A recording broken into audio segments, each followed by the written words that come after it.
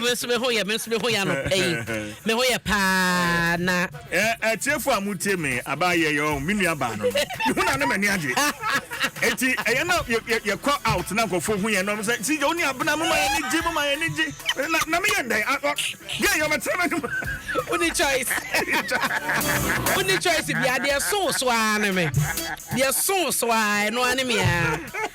si je samo koso okra mu samo ho samo koso I see na say samije mfi asemi sei no akwakoye besepa ne konya haban sa yetase ne banyansafo mu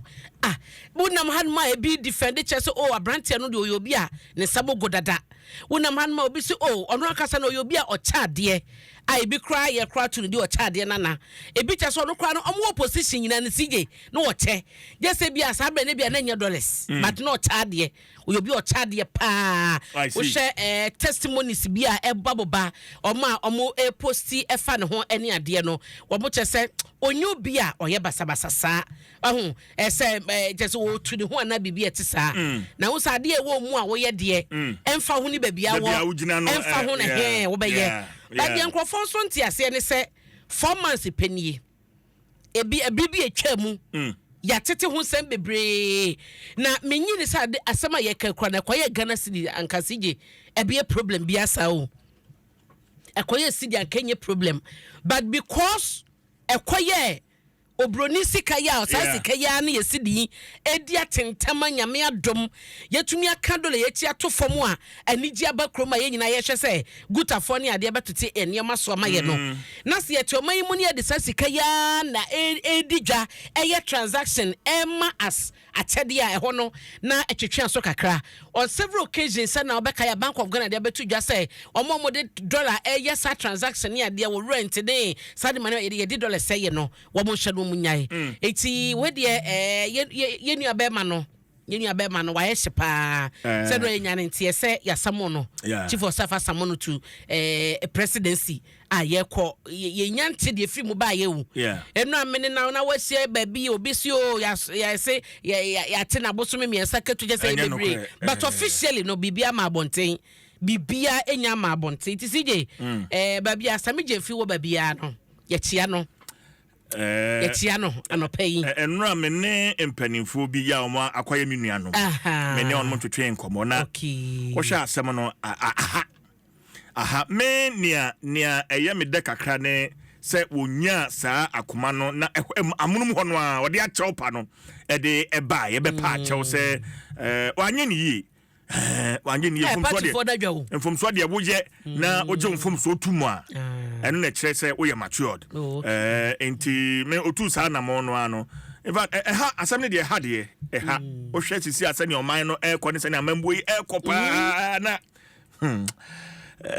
mami nchia menua adoboaten owo Brussels Belgium sa abna enche ye be ko ho ye hweda akoto ya nemua ya beko Elder Samuel nini ho wo Finland ayo ni eda babia obia etia Erasmus Nuchukwi or say CJ, do you know that Sister Abna it's my name? Will be my birthday, which is next week from Erasmus. Na Sister Abna is my name there. No. How the Fabra Yebeka. Odin say I thought Sister Abna will give us freestyle. Oh, that been patradian Mr. May we are my voice name. Mr. Asa freestyle no asa na papa de say na mutia kunyam na wo sapa okay asa ni bi no ka so pa min sisu bi ona so na CJ me pacho you first ya na Roselini Germany fi be ko ho yeah o kwatu ye topa ye be ko ho Martin CJ yanko yanim na de be free samen sense bi ma ba bia no de ye shobo ye de beto onim ye de e ba ye beka na CJ me pesa me do hyase wo Ghanaian Times unse hyehyehye mu me ka kire wo se quarter jelly papa bis so nkodam 15 years so no ane baba ya wanyem no na asem no sei na tie me de wo e kwa ketu south man sinimu ɛwɔ ɛyɛ framantem nim honom na ɛhɔ no mo kyɛ toko ɛhɔ na toko no wɔ Ketu South honom na mo kyɛ sɛ abrante fɛ no koche ziga a wɔyɛ electrician wɔte adote kɔpɛ ɛwɔ aflawo na ɔwɔ baba ya wonya 15 years ɔno ankasa no ɛwɔ 36 years ne kyɛ sɛ sijo wo bɛ sɛ age bɛn ti no bɛ sɛ 21 years o ayo na ɛno mo kyɛ sɛ abaya no na yɛ na woda nso 15 years de still na no ɔyɛ man no na yɛ na woda kyɛ sɛ ne papa ma no drink ɔde ma no obi adi adanse sɛ drink no ɛnyɛ drink ɛyɛ ensa no ɔden ɛyɛ ensa dɔkɔdɔkɔ a kyɛ sɛ diaburo enim ɛna ɔde ma akwada no na akwada no nom yɛ no CJ ɛna mo kyɛ sɛ ɔfa mu dae asa nani so ɔnom drink ni wie yɛ no ɔfa mu dae enti odai no se nani so te no we eya mane a maami bi eye wono ne assembly woman a owo avame west electoral area ehɔ no wo na ɔno na de sanche mu we ema prosecutor no mo kyesa kwan se nani so tete no hu se adefita bi awo na try ɛwɔ ne se ho ne ade ba to no de se onim bibi sente no na adwan kɔso ɛna so kɔka kyɛ ne papa nso anka hwe na kyesa omo to omadwi mu na afede eye saw se asanto so biem a we no eye 15 February last month ya and osan so ma akwada no drink biem akwada no sanom wie ye no odaye nti de omo suspect ye ne hwehwemu kire se odi bibi aduro bi ma akwada no ebro no anase da no egu sadokodoko nim na ode ma apaya ne nom ye ene kire se ode one ne ye de ode ne be ye na no mami kire se ohun akwada no wokrom assembly woman no na akwada no ohun ne ye ni ade na obisa no DSC ena akwara no echema chen sese na on de DSC ni ade ne de ohun won se ho ne ade nyina ena mami bo modin ade ne call ye se agya ye hwere mo koya akwara no kwade no nim se onya we onim de call so onim ene se ko hu so onyo ne onim se ye se ye de abrante ko gina court an waji tu sampa wanye twede tintin ti o sige waji atum wa wo ba 15 years abaya wanyemo no akono benkoa na nti baby o te fedu 36 years a wo san ye electrician tu ye wadwuma enti ba ben na wontu ba kopa wa abonten na wo pa wunya na wo ye mba kore ya nyomobo abana aya wo dwen ho a won tia ade na eye mental eye adwene mu hawo se ye nya adwemu ha eye abro ni bayi sije enya adwemu eye abro ni bayi because ede na be ma oba ho aye wa corner to this point. What I say, and quarters so mantina so ante ne ba abayo a mia sebe kitawa Adom Nsem Basadia no ekosom na no se me ready mami bi story ono so no ne ba wa 4 months oso wo abayo no ena ne nua be ma no opeso besa no ena o che ne se omra wasini nia no buy na asa owo shop ewo efie but maybe from a demo to the shop no asa ye compound habati mu wakakra it was so no tesa kwara ni su but later kwara ni jasu it was so bad dem na ni nia na che so no kwara no opeso okona ya friend emergency a e was so okọ na okokọ ya de wo ba bi ofi buy ni CJ and also the money ni lorry fair and okoye 2 days kwara wa ni o and okoye afa de akra no okoyi ni diaper ohun sakra na say emoja wona say oh no abaya just abota 4 months na chese wo so wo yida pane ade o ne wo twa akwada na se nyina de waye nyina e na ode call hospital ko ya ka chese o obi ne obanada akwada 4 months na wo fase wotumi ahyanyamie no matu kwan fi babia wo no agye se otum se babia krono kro teso no bra wo bo ho no ma no sisi nkwada saa beto se akwada 4 months so enti se na akasa ne wiase na yaba ne CJ hwe wenso ne papa o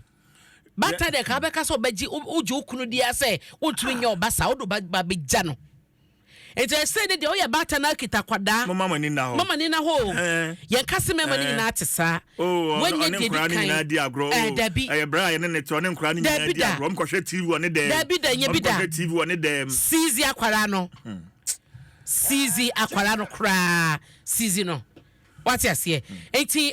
eno ni amane eda ha sei enti wo ye batan na kitaba ya mama ne konya sanso a mama akwara because 15 years see yotumu say she has no idea when you she fasa obane na because sorry ya wo hunu ye no kana adwe ba ne ho so se adabi ebi obi edimi bone na adwe ankoso because emsa hompo no enka na dwendwen onim te ne ye kase nkora no omunyi a ya ye mo sanchete because 15 years CJ 15 years okoma mu an wakoma mpo ti na wanyem no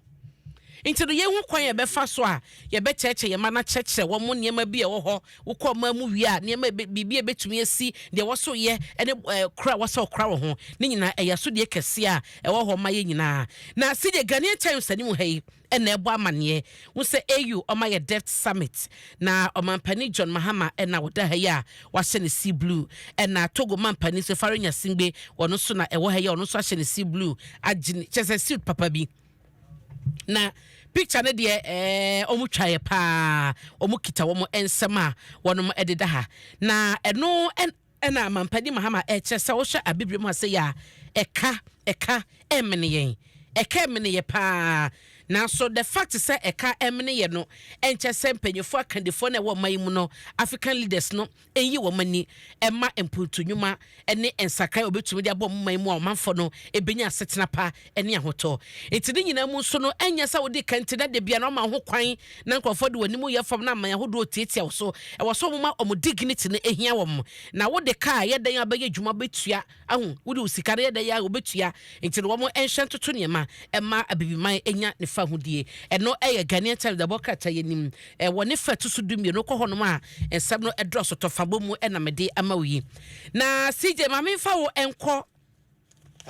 the Citizen the bokata yenim ha sei wo same bo wa mane se IGP yeratete yehuno the bokata yi esusu se waseda pa ena petition bia ne saka wo so di hu dwuma no watena so ayedin se yesi posifo na efum nsase yeso mo fom nsase den na empanyefo a wo mo danfa teshi kweman ena mahia ena akambo matron kata de akoma COP kisetete yohunu oye IGP esa ne mrante no mo ye posifo no onkwale wo mutu order na wo sampote wo bobo so ya wo musuni wo ba ne niema wo eye ensem fata posi adwuma no onyo mu nyina emfi honom emfa afoforo emra na so kame se IGP saka petitions no wo twi nani wonka ho hwe wo hwe petitioners a wo kiro sa petition ya wo de akoma IGP ya ni ashrifi ason ya wodi kan eye manklalo ewo amahia ni janichuru afutu brimport so enan eye divisional chief a owodanfa ni amate kwe otosom yensa eye kwe ma hene ena ni amasango yo di kan ewoteshi empanyifoi ena den krata kwakoma IGP na sese de omo de betum ni so ma IGP 72 hours na omo de ma no so oni hudwuma besi na ye kasayi IGP nka ho hwe ade so omo de 26 March 2025 na te sa 72 hours no mo de ma IGP no atwema ma April kromposa bewu am yesi memu ameyi wabu kofo IGP nka ho hwe edo na de bokate ebo ho amane yese aniema ekoso no ehu nti IGP entu anamo animanimu ya ontu anamo animanimu ya na bibibia no enko nanim nti eno eye the Citizen the bokrata no ediaba ewo ha afen so mede mu ano mede wo ejane feto so miensa ha ya kwa South Mansi no ena yera efa osebonsu David ya dodo na efa na to plans assembly no agina tum sa banka chepani ewo ho nti akoye enigi sempa na akokwa wasaka kronte na nasamo Ado Opoku awo 62 years wono so no moyi no sa presiding member e assembly hon ma woko akɔhye eye assembly no edwumadi so na omo so de o ma ho de akotai abanka chepani o mayi no ato plans anim na o matoto eniema enti the Citizen the bokrata emu amane eno no sije memfa wo enko the New Republic na me de wo ekɔ enzulezu minim se bia yeka enzulezu asem yi onko ho dakora na wate ho asem wonte ya wakenkan ho asem enzulezu eye kro ba kwa ba no tourism a edi akotene pa sanse kura ewo nsuo so o ma bobo slams yi enua yi bi ni ade ya eho no mo tete yo diom dwuma no akopa no mo tinua so ewo fufu a na obegu sampa eho ya tourist site ankasa na eno na se si yo mo kyerese tebia ne wo mu no enye yesese kro mu nya nnua eno mu de asiesie de ekọ no na ensamso nso mo de fra soa akọ obi afie mu no ehọ no nyina no esisi nsuom na akoyo ha kese yeso kọ wono ma ennua na omo de agigigi ho nyina no sije ennua no ebi bubu na de emubu ye no so tebia wo mu no enye ebi so nse edua kra epro so ahu epra na fe epro sani ase tebia ne ye nti se Ghana Tourism Authority omo tutu ma na manim ya no a edo ha okese pa na ebeba ba bi ba ko a eye kure wo nso so a wiase nyina ne munzulezu na dodo na so kɔ hɔ nsahye no ahya na ɔman no ahye na wuti omo kyese wildlife division a ɛwɔ forestry commission no ɛmoa bi omo betumi no mo de boa na so ne kese pa no ejina Ghana Tourism Authority so nti wo so omo hye na omo di ho dwuma kɔboa ye ka ne se no na ya enua ba ya ona ye CEO na ye nua Abeku Santana yo no so ye ne deputy we de semunya nte ya the worker tell dia ba ye bo mamane na menchia kwasi asempa so ba bi oni na bia omu nyina fo mani nchirem na wonkohwe se de ho asem kan no etie na nzulezu de efe na mebekɔ hɔ mo hweda mo siesie ansa na makota se ye the one of ye tourist attractions a ewiasi na obekɔ no nzulezu village no wo mo edin ɛwɔ so the worker tell na dia ba na omo say so MPP uko social media say ijada omuchim say NDC agi social media fa o yes say NDC presence on social media no e was soro pa ya Musa Dankwa Global Info Analytics o makwa akoye hwehwemu dia ba e won fe tutu ensia o mo chese ba bia be fa bia no NDC e na age hwaba afa a mo presence no ano odin nti say ne say MPP for o mo chese o makope ba bia te isa sam kra ne ba beto ho no na so mu nkobodie ene se dia ekwa a utumi hu se o mo a e defend aban no e wo soro pa say da bokrata yi the New Republic mu amane e na mede ama no na so se Sami Jefia Sam no so oni aga dan se nsem ya ne dollars amane e ba ye yi e na omo chese presidency wa pie na se nkobo no se de koduriye animu amane da bokata de aba e woni fa etosom yensa na wote presidency mpanyifo honom no wo mo ne chief executive officer wo Ghana good board eso Sami Jemfi akosia edi nkomo akokose no de enti a wodi sa adwuma na nei ewiase ba bia enam ene social media so na da bokata ichese reliable sources wo presidency honom no echese okodu honom no anopa eno anopa na okokodu honom a ene meeting no na close door a makwakoye meeting no na said ye ne fimu eba setisen na chopa no so the bucket ya ka ho asem e na code of conduct so mampani dia ba ebi mu chese mampani hweso na onfa asotwe enkono eno so no wabomu amane e wo ha ti sije mame fa the bucket anu ensi